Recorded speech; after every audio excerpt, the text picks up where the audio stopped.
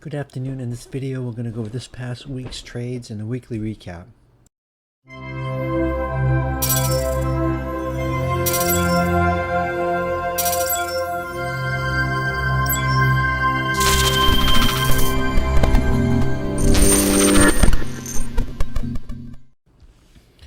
Before I get into the recap, if you're not in the room, you can find the link in the description of the video and in my bio section of social media accounts. Also, please like the video, subscribe to the channel if you've done so already.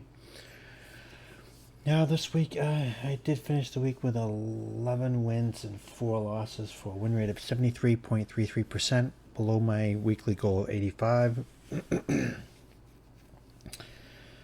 It wasn't the best of week, but it was a pretty good week. I can't really complain, but yeah, like I said, it's below my 85% weekly target, daily target, monthly target, yearly target, whatever. It's my target altogether. And I haven't been hitting it that much lately. I don't know why. Market's been tricky. It's been trappy, sketchy, choppy. Yeah, it's been kind of tricky lately. So with that said, I'll just get right into it. Now, Monday the 11th, which is rate, and why is this lagging all of a sudden? It was just fine. Traded here's room. On the 11th, I said SPY puts on the 637, which is right here. I took puts right away. I don't understand why I did that. I know that when I was thinking if we get this on to 637, we're hoping to dump, but there was no real reason for me to jump into this. Mondays, I like to wait the first half an hour out. I don't know why I did that. Let me just take a look at the hourly and see if the hourly did something. The 11th, no, really nothing there on the hourly to justify me wanting to take that right off the bat.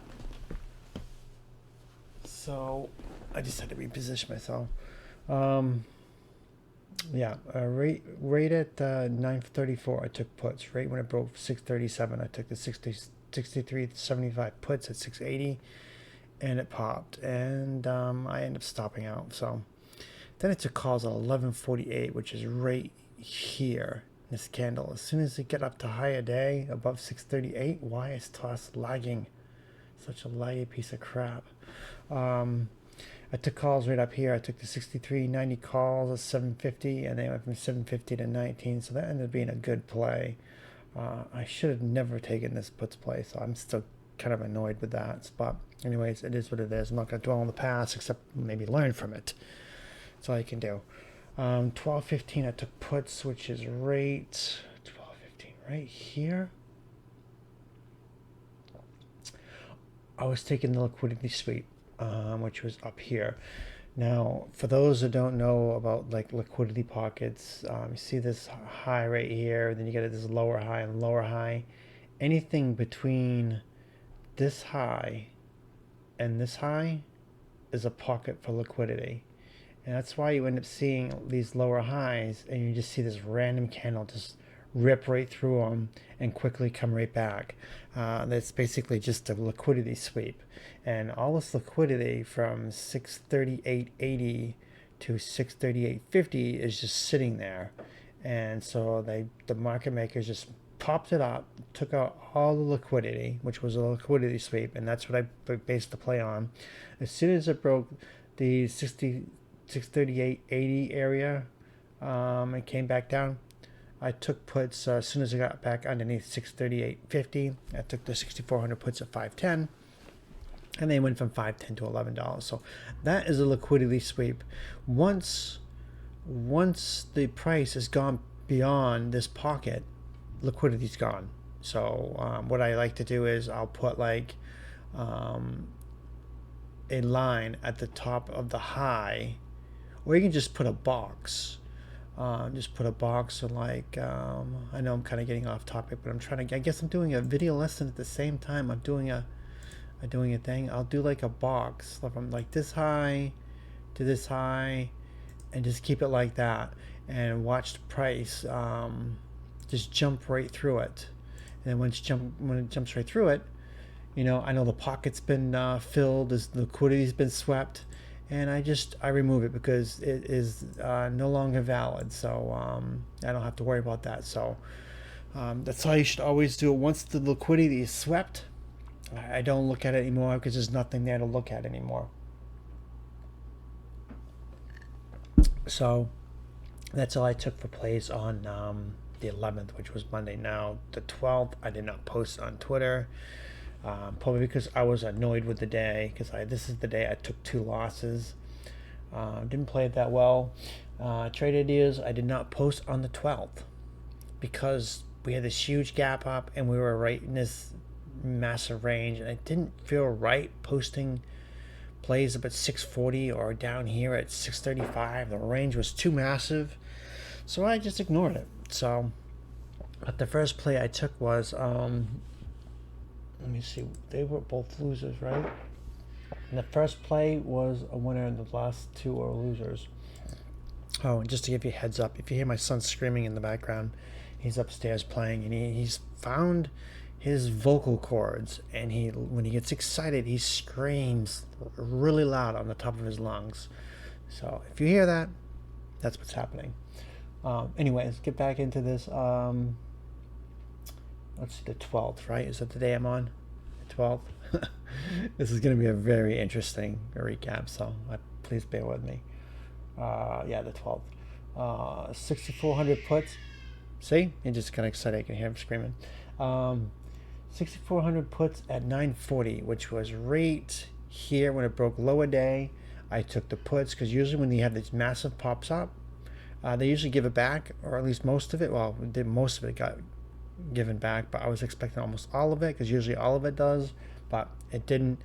I did catch puts right here as soon as it broke new lower day on this candle right here. I took the 6,400 puts at 650. If I had to guess, they probably went to 10.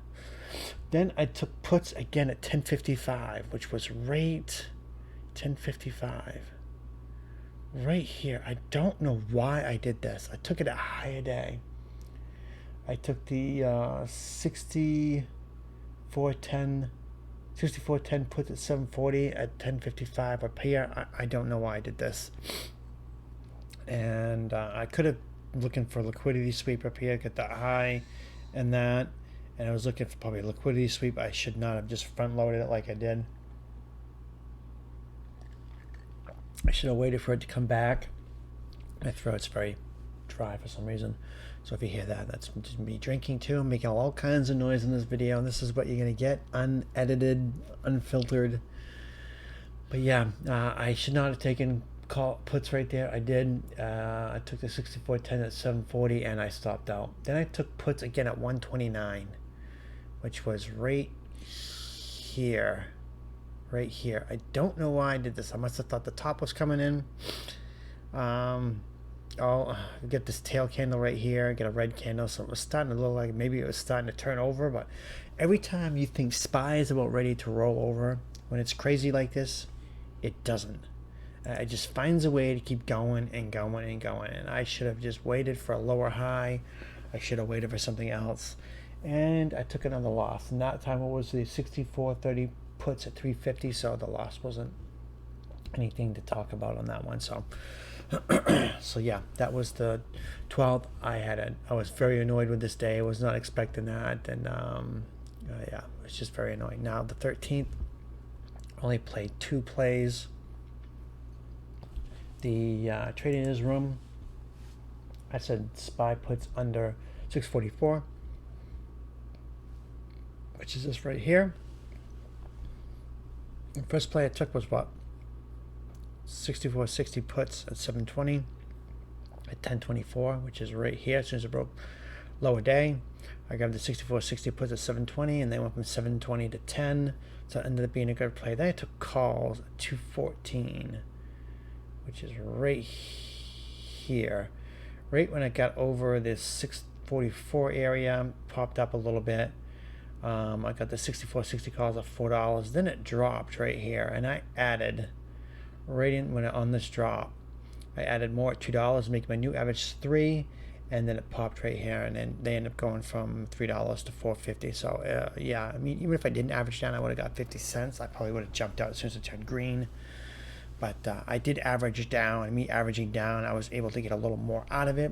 I know a lot of people don't like, um, they always tell you not to average down on your losers, which is a good idea, but I'm not afraid to do that. I usually wait for the right time to add, and usually my ads have been like spot on, and my ads have been more pinpoint than anything. But once in a while I get it wrong, but and when I do add, I'll do cut it pretty quickly. But yeah, my ads are usually dead on. I'm very calculated when I decide to add, so I'm not afraid to add. Now on the 14th, massive knife, and look, it does see. I was expecting the opposite to happen on the 12th. Massive rip up, give it all back, but we didn't. Massive dump on the PPI, I believe this was. The other one was CPI, and this was PPI. It dumped and it rebounded. So traded his room. I said on the 14th, I said calls over 643, which is right here, and I ended up taking it as soon as it broke 643. I took the 64.60 puts at $8, calls at $8, and they went from 8 to 11 right there. Then I took calls again at 1031, which is right here. This FU setup, strong green candles. You get this breather candle, this FU candle. As soon as it got over 644.50, I grabbed calls. I grabbed the 64.70 calls at 640, and they went from 640 to $10 plus on that. So they ended up going up almost $4. So ended up being a good play. Then I took puts at 1140, which is right here. I don't know why I did this. I think that I was having a FOMO episode. So we get this massive red candle, we get this inside candle, and I was thinking as soon as we get below 643, I'll take puts, and we're going to go to lower day. I shouldn't have done that. I should have waited for a green candle, and I took the 64.40 puts at 650, and as soon as I get in, it ripped. I stopped out, and of course it came back down. I don't know if they actually went green or not, to be honest. If they did, it wasn't for very long. But I did take puts at 1140, which is right here. No, I did. That's the one I took a loss on.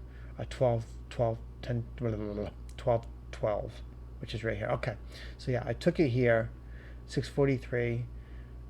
Popped on me, stopped out. Then when it came back down underneath 643 or 643.13, or well, not 13, but 15, I reloaded the puts. And I got them at 550 this time, and they went from 550 to 725. So yeah, they did go green. When I stopped out, I wasn't sure if they went back green, but yeah, they did, because I bought the calls again, but I got $1 cheaper, and they did go to 725. So they would have gone green because I had it at 650, the one I took a stop on. So yeah. So yeah, that was the 14th. Now Friday the 15th. Where is the 15th? Trading his room. I said SPY puts on the 645.50, which is over here, right up here. I took puts right as soon as it broke. I gotta start taking my trade ideas a little more. Usually I'll just post them and I'll sit out the first 10 minutes to a half an hour. But the last couple days, I've taken them right off the bat. And I think I might keep doing that, except for maybe Monday I will not. I don't know. I'll see how I feel on Monday. Mondays have been, I hate Mondays because the first half an hour, it's so trappy and tricky because you get all the drama and all the news from the weekend, and the market needs to digest it all. And anything that happens pre-market, it just adds fuel to the fire. So it needs like a half an hour or so to do its thing. So yeah, as soon as it broke the 645.50, I took the puts. I took the 64.55 puts at 620, and they went from 620 to 12. Then I took puts again at 1021, which is right here. As soon as it got underneath 643.70, I grabbed the 64.40 puts at 540, and it bounced on me. But this was when this candle right here is when consumer sentiment came out, and it was bad. The last time we had consumer sentiment, it was bad. Market tanked like $5 or $6, and the fact that it didn't do anything, it was bad, and just chopped. I ended up averaging down. I just sat it out for a little bit. It came back down. It didn't break lower day, but when it popped back up, I ended up adding in this candle up here, because I was thinking, okay, consumer sentiment was bad, PPI was bad. I mean, I'll take the chance. I'll average down. So I averaged down more at $3, making my new average 420, and then after I averaged down, it flushed through lower day. And so those calls, which my new average was 420, ended up going to 870, going 100%. So very, very good play. God, he's screaming so much. Anyways, I took calls at 64.60. It's 132, which is right here.